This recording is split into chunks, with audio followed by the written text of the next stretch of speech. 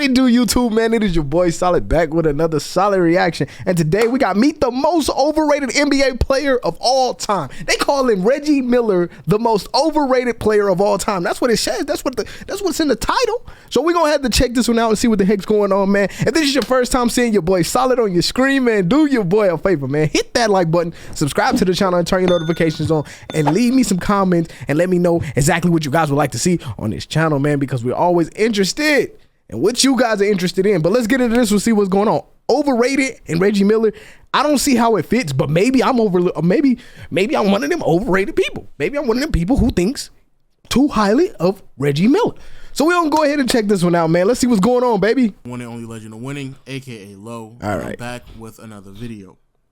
So in today's video, what I decided to do is shed some light on an individual that has some miraculous, phenomenal, unbelievable moments. However, many people tend to embellish how great of an individual talent this player is. A player that many people, especially those who have never even watched him, cling on moments and get emotional about playoff series that really... There was only one moment that I think I cling hard on to with Reggie Miller, and that was the choke to Spike Lee. Everything else I ain't never really held on to, but I do think he's a great player. So they're not even that impressive. Yeah, that's the only thing that I hold on to. Yeah, teams you choking. Really had yeah, a chance of even winning a championship. That's the only thing I'm talking about. Is Reggie Miller, and let's just get this out the way. When a player is deemed overrated, that does not mean that player is bad. Doesn't mean he's terrible. Doesn't even mean that he isn't at least a star in some regards. Okay. But it does mean that the overwhelming opinion or the view of that said player is a bit exaggerated, embellished, and extended to the point where you can indeed label that person. All right, so before we even get into this, if y'all over here overhyping, if y'all feel like y'all overhype Reggie Miller, let me know in the comment.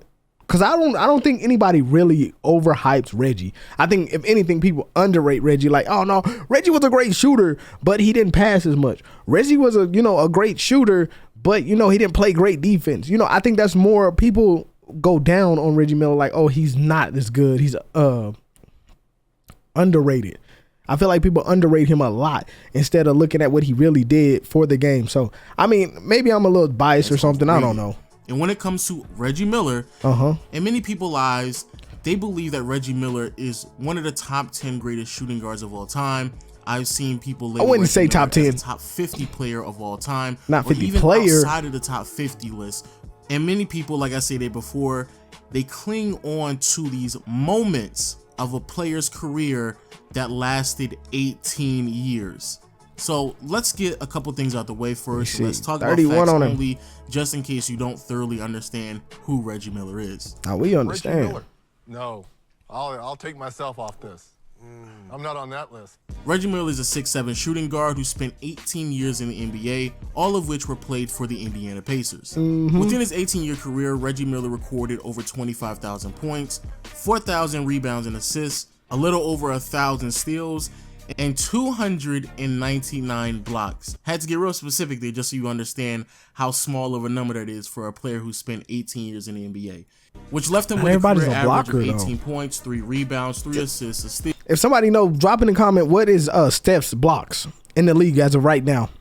Just drop it in the comment. I want to say we probably not even in triple digits yet. Just being honest. Phenomenal shooting splits, 47% from the field, 39%, almost 40 from behind the arc, and 88 to 89% from the free throw line. He finished his career as a 5-time All-Star, 3 All-NBA selections, a finals appearance in the 2000 NBA Finals, and apparently that is enough to be deemed a Hall of Famer in 2012. I consider myself, I'm being a little braggadocious here, but I consider myself the best shooter ever. Now, when it comes to Reggie Miller and the individual skill sets and talents that he was constantly able to display on a year-to-year basis throughout his career, it's not really much whatsoever. Like I said before, Reggie Miller is by far one of the greatest shooters the game has ever seen. And to his credit, I definitely believe people, when they label him as one of the greatest three-point shooters, they end up shortchanging him. Reggie Miller was more than just a three-point shooter, and when people label him that, it comes across as if they're making him just a specialist. No, Reggie Miller can knock down threes in mid-range at a very prolific rate, and there we can label him a great shooter. Also, when it comes to his execution down the stretch and his high basketball IQ, that also gave him the reputation of being one of the clutchest players in NBA history. But in my opinion, the greatest aspect of basketball that Reggie Miller was able to bring to the sport was his longevity. Playing in the NBA for 18 years is almost unheard of, especially back in the 80s and 90s, where many players' careers would cut short around 13, possibly even 15 years, especially if you were deemed a star. So to be able to play in some the even NBA shorter for than that though years is something that's really, really impressive. The problem is that many people tend to overlook longevity, and because of this, they tend to misrepresent other players, including Reggie Miller. For example, I've seen many people label Reggie Miller as a great scorer, and that's just not the case. I understand he scored over 25,000 points, but a lot of that just has to be contributed more so to his longevity rather than his ability to score basketball. Also, speaking of his ability to score, Reggie Miller, again, is not a great scorer, he's just a great shooter. If you're a great scorer, you have multiple ways to put the ball in the basket. Reggie Miller is not a ball handler, so he couldn't create his own shot. He doesn't have any presence in the post whatsoever, and he's not a strong finisher around the rim. So for majority of Reggie Miller's career, we're talking about a spot-up shooter, a catch-and-shoot jumper off of screens, and the occasional finger roll around the rim. But that's really it. Reggie Miller does not have this endless arsenal of offensive moves that can get him easy buckets. That's just not the case. Also, speaking of the rest of Reggie Miller's repertoire when it comes to his skill sets, Reggie Miller was not a ball handler, so he wasn't a facilitator. For someone who's 6'7", grabbing 3 rebounds is just disgusting. And then when it comes to athleticism, Reggie Miller wasn't physically stronger than many people. He wasn't faster than his opponents, and it's not as if like he had this 40-inch vertical. He wasn't a leaper at all. So athletic-wise, he just wasn't that impressive either. And then finally, on the defensive side, even Reggie Miller himself would laugh at any thought that he was labeled as a defender. So when it comes down to a Reggie Miller, great shooter, longevity, great execution down the stretch, but that's really it when we're talking about the individual talent of Reggie Miller.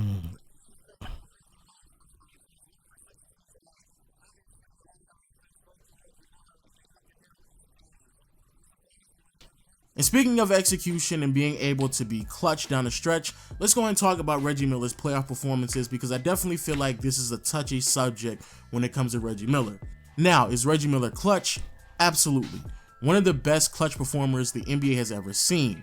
The problem with being clutch, though, is that many people tend to overlook moments where you underperform simply because of 1 or 2 moments where you exceed expectations. For example, in 1994, after having a phenomenal Game 5 against the New York Knicks in the Eastern Conference Finals, in which Reggie Miller exploded with a 25-point performance in the 4th quarter, and I highly suggest that anyone who has never seen that performance, please go watch it, because it's not just one of the greatest performances in Reggie Miller's career, but it is one of the greatest performances in NBA history. But Reggie Miller, phenomenal out in Game 5, 4th quarter, gives his team a 3-2 lead in the conference finals. What happened next, though, is something that many people just don't even talk about. In games 6 and 7, in which Reggie Miller, all he had to do was perform well in one of those games, he has 2 poor performances, and in game 7, a very close game in which the Indiana Pacers actually 0 assists, 2 rebounds, 1 steal. 4th quarter, Reggie Miller 2 turnovers. yet again dropped the ball, and unfortunately, the Indiana Pacers were knocked out in the conference finals, literally 1 quarter removed from making the NBA Finals. A similar story happened in 1995, in which the Indiana Pacers made it all the way to the conference finals. This is the year where Reggie Miller infamously scored 8 points in 9 seconds. It was miraculous, it was astonishing, amazing, but in the conference finals, matched up against the Orlando Magic, yet again, Reggie Miller had an opportunity to make it to the NBA. See, hold on, we're not gonna do this. That's disrespect. That's disrespect. And before we even go into it, I know he's saying like, well, okay, you know, he played against the Magic and he had the opportunity to win the game. That's disrespect. Do you know who was on the Magic? Penny cooked you so good, Hardaway. We're talking also Shaquille O'Neal being on that team. I mean, Reggie is one person. I mean, yeah, I'm not saying Reggie didn't have teammates that were good. He did. But I mean, I feel like you lumping him in and just saying, you know, Reggie Miller was, you know, he could have won a game against probably two of the great. If Penny doesn't get hurt, Penny is one of the greatest of all time. We wouldn't be having the Mike and LeBron debate. We'll be having the Michael Jordan and Penny debate. That's the debate we would be having. But that's not me to be talked about or anything, because it didn't happen. And then we also got to talk about the greatest. No, I want to make this very clear. The greatest big man of all time, and Shaquille O'Neal on that team. That is the facts. I know a lot of people like, well, Kareem and all. No, I'm talking about a big man. Like Shaq was one of those dudes. We talking about Diesel Press. That is the greatest big man of all time. So for him to say, like, I don't know, maybe I'm just biased of it. I just feel like for you to say that team, Reggie Miller should have beat that team, that's kind of messed up, because Mike and them fucking lost to that team. I want you to be real with it. Mike lost to that team. And I'm a big Michael Jordan fan. Are we going to consider Michael Jordan overrated now? Because if we are, then I got to go ahead and pack my stuff up and go. That's what I'm saying. NBA Finals, and in Game 7, 1 game removed from the finals, Reggie Miller yet again underperformed, shooting terrible from the field, only recorded 12 points, 0 assists, and yet again he dropped the ball. But now again, I want to be extremely clear here. In that series, Reggie Miller was phenomenal, but in Game 7, when he was given the opportunity to win, unfortunately, he just didn't come through. Then in 1998, very similar situation, conference finals, 1 game away from making the NBA finals. All you have to do is perform well down the stretch. And Reggie Miller, in a series in which I believe he performed pretty well, and especially when we have to lower our expectations, since he was being guarded by Michael Jordan. But Reggie Miller, yet again in the 4th quarter of Game 7, went scoreless and end up dropping the ball to allow the Chicago Bulls to advance to the NBA Finals. And this right here is a consistent pattern throughout Reggie Miller's career. Yes, he will have phenomenal performances. I see where he's going with it. He also has performances where he under it. I see where he's going with it. He's making sense now. My fault. I apologize. I take mine back. I take back what I said. Okay, Jeez. My fault. And in my opinion, it should balance it out to the point where his performances in the playoffs should not supersede the lack of talent that is Help Reggie me, Miller. bang.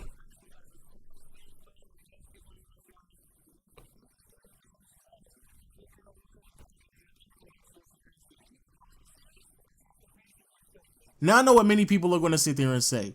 You can't sit there and blame Reggie Miller for the lack of success from the Indiana Pacers, because Reggie Miller was single-handedly carrying the organization. If it wasn't for Reggie Miller, they wouldn't be that good. Now, unfortunately, that's just not true either. The problem is that many people, especially those who didn't even watch Reggie Miller play, will go back through the Indiana Pacers through the 90s, look at the rosters, and try to count the other All-Stars and Hall of Famers that played around Reggie Miller, and then come to a conclusion with the amount of help that Reggie Miller had with the organization. The problem is you don't have to be a Hall of Famer, nor do you even have to be an All-Star to be labeled as help, because before the 1994 season, Reggie Miller statistically was having pretty solid years, at least compared to his own standards. And yet the Indiana Pacers were barely a 500 team, and when they were making the playoffs, they were getting knocked out in the first round.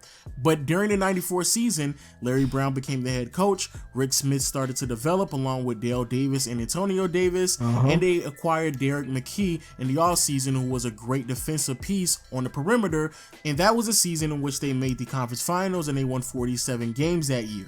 The next season, they acquired Mark Jackson. Their win columns went up to 52 games. And again, they made it to the conference finals. In 1996, a similar outcome. But then in 1997, out of nowhere, they only won 39 games. Why is this? It's because Mark Jackson was only available for 30 games because he was dealing with injuries, along with Rick Smith and Derek McKee, and they played roughly around 50 to 52 games themselves. So as soon as those quote-unquote nobodies or the players that Reggie Miller was carrying, when they were not available to aid Reggie Miller, they were a losing team immediately.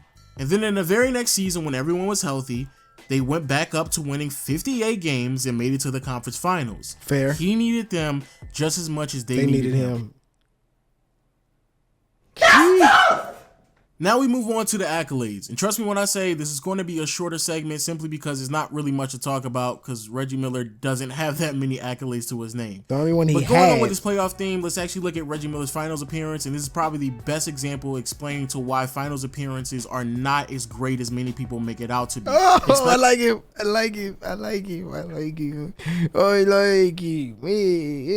I like him. What do you say? We're going to run it back. Let me hear it one more time because I just like what he said. it. Hold on. I like it. Accolades. And trust me when I say this is going to be a shorter segment simply because it's not really much to talk about because Reggie Miller doesn't have that many accolades to his name.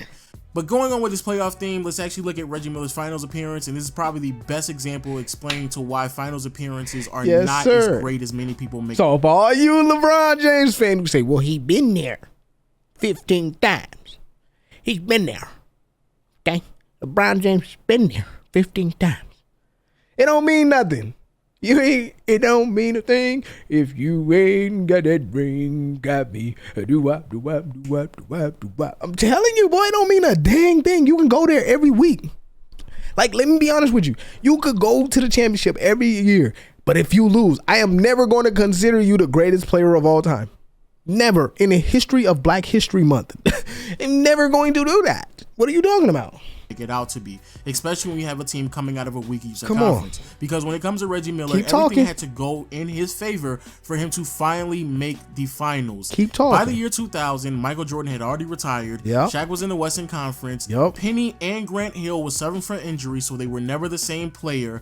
And then you also had teams such as the New York Knicks and the Miami Heat who had older stars who couldn't stay healthy long enough to be impactful in the playoffs. And besides that, the rest of the Eastern Conference was made up of individual teams that were centered around players who they just drafted 2 or 3 years ago and they were not fully developed, such as the Philadelphia 76ers with Allen Iverson, the Toronto Raptors with Vince Carter, and the Milwaukee Bucks with Ray Allen. So there's that. And if you look at the rest of Reggie Miller's accomplishments, we're talking about 5 Look at Jason Kidd on the Suns. That's crazy. All-NBA team selections, all of which he made. Him with that buzz cut is crazy to me. That's not impressive whatsoever. And honestly, I thought that maybe he had a hard time making the All-Star game because Michael Jordan's in the East. And so that obviously takes away one All-Star selection. However, in 1994, when Michael Jordan was retired, Reggie Miller still did not make the All-Star game, nor did he make the All-NBA team. And then we move on to 1995, in which Michael Jordan didn't play enough games to make the requirement to be selected to an All-Star nor All-NBA team. And yes, Reggie Miller did make the All-Star team that year. But in 1995, you would assume since Michael Jordan was removed for a majority of the NBA season that Reggie Miller should have received at least a second-team All-NBA selection, but he did neither. He barely made the selection with the third team. And when you start to look at some of the other players who were selected as guards who were put on the All-NBA teams before Reggie Miller, you start to realize Reggie Miller might not even been a top 5 guard in the NBA during this. Yeah, you got Horford, okay, Hardaway, Clyde. I guess that Reggie was right here, so okay. Richmond, John Stockton. I mean, these are people. Okay, ain't really that bad. I mean, Tim Hardaway with the guards that I'm a Kobe Bryant. I mean, Strickland. Gary Payton. I mean, Mark Price. Come on. I mean, these ain't bad guards. Kevin Johnson. They not bad guards. I'm not saying they like the greatest guards of all time, but come on. In this drafting, I mean, in this what's the name? I at least count 1, 2, 3, 4, 5, 6, 7. Yeah, because that was Tim Hardaway up there. Okay. 8, 9, 10 Hall of Famers. Well, Mark Price isn't in the Hall of Fame, but he needs to be. Vote for him. Yeah. Stretch. And there's other shooting guards such as Mitch Richmond who should receive way more credit for his contributions during the 90s Mitch Richmond, than Reggie Miller should have. Because Reggie Miller wasn't even thought of making the second All-NBA team, but Mitch Richmond did it multiple times. Yeah. Which then leads us to the biggest and most gross mischaracterization of Reggie Miller in his career. There is this belief that Reggie Miller was way ahead of his time, that he was a revolutionary, that he was the first and only player during the 90s. I don't agree with that. To shoot 3. Yeah, I really don't agree with that, because if you really watched the game and you really enjoyed it, and like even if you didn't like 100% just watch it, you know about players like Mark Price. You knew about players like Steph's dad. Steph's dad was actually cooking with the 3-ball too. I mean, he wasn't like with it, but he was good. We had Ray Allen. We had players that I don't think Reggie Miller was ahead of his time, but do I think we didn't appreciate the way he took the 3-ball as much as he did? Yes. because we didn't know the 3-ball was going to be what it is today with Stephen Curry and Klay Thompson them doing what they do on a consistent. We didn't know that. So for that little bit, I guess I can say I could say he's a little bit a visionary of that, but I don't think he was ahead of his time. That he was a revolutionary.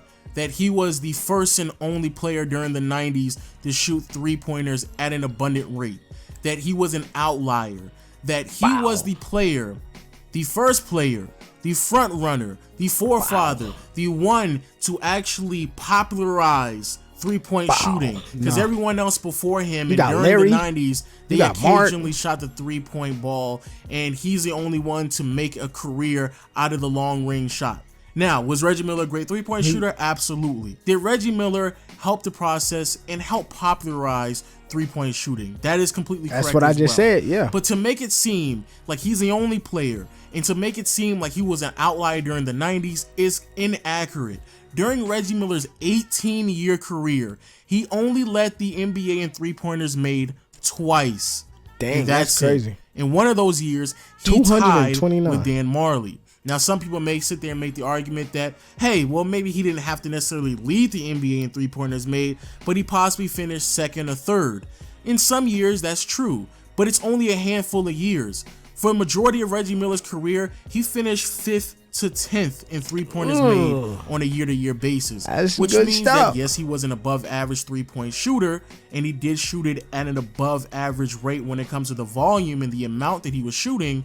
However, that does not mean that he was on the level of a Steph Curry, where in today's NBA, even to today's standards, Curry led the NBA in 3-pointers made for 5 consecutive seasons. Curry was an outlier, and his closest competitor was not even close to catching Curry.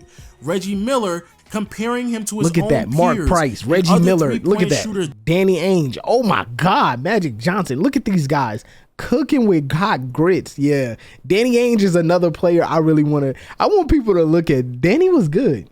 And I know a lot of people like Danny Ainge didn't really like that. But Danny Ainge was tough.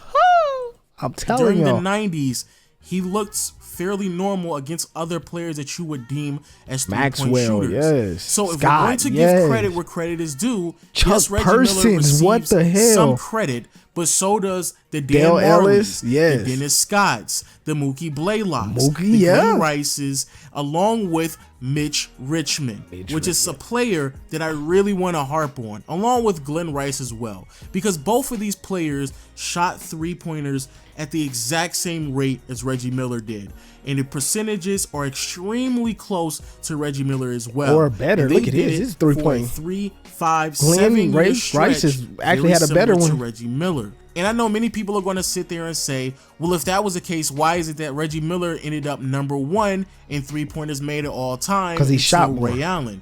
Well, the reason for this is because, like I stated in the beginning of the video, many people overlook longevity and they don't understand how important it is to Reggie Miller's career that he stayed in the NBA for 18 seasons. Mitch Richmond, Glenn Rice suffer from injuries, and their careers were not as long as Reggie Miller's. So they end up falling short in certain years and overall in the big picture when it comes to the 3-point all-time list.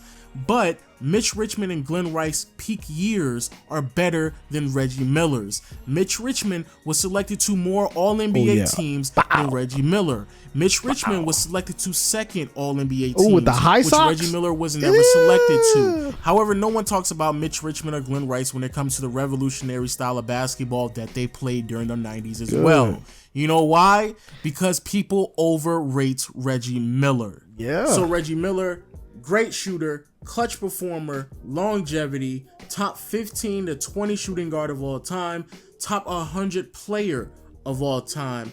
But if anyone were to add anything else to his resume or to say different, please show him this video. All right, man, that is the end of this video. I'm gonna just be real brief about it. He broke down the stuff. I mean, he changed my mind. He got all facts on it. Do I look at it now and I'm like, okay, maybe we did a little overhype little Reggie Miller, just a little bit. But I mean, I do like the way he came with it. He did have valid points. He brought the numbers. He brought the accuracy. He's right. We maybe be overhyping Reggie Miller like he's just that person, but there's people in that exact same area who's doing the exact same thing just didn't have the 18 years longevity like that. The same thing with, I'm not even gonna bring that up right now. We're not gonna talk about LeBron, but that's how I feel about it. Just know I think about that. And the one thing that he has is the longevity. But man, this was a great video, man. If y'all guys did enjoy this in the way I did, man, make sure y'all hit that like button, subscribe to the channel, and turn your notifications on so you never miss another solid reaction. I will see y'all in the next video. Peace.